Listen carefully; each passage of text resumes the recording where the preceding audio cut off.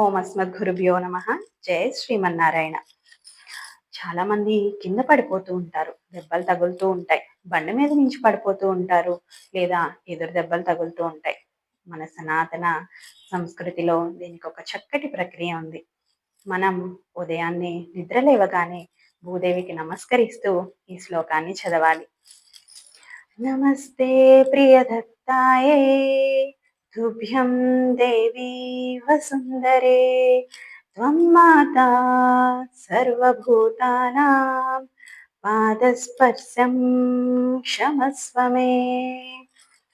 ఈ లోకంలో ఓర్పు కలిగినటువంటి వారు ఇద్దరు.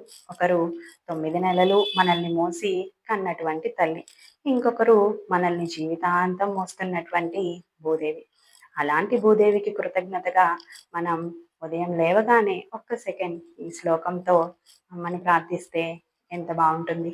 మనం వేసేటటువంటి ప్రతి అడుగు ధర్మం వైపే నడవాలని, మన అడుగుల వల్ల ఎవరికి నష్టం కలగకూడదని, మనకు కూడా నష్టం కలగకూడదని మనం భూదేవిని ఈ శ్లోకంతో ప్రార్థిద్దాం.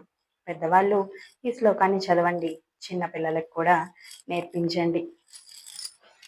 నమస్తే ప్రియదత్తాయే తుభ్యం దేవీ వసుందరే త్వం మాతా సర్వభూతానాం పాదస్పర్శం క్షమస్వ మే.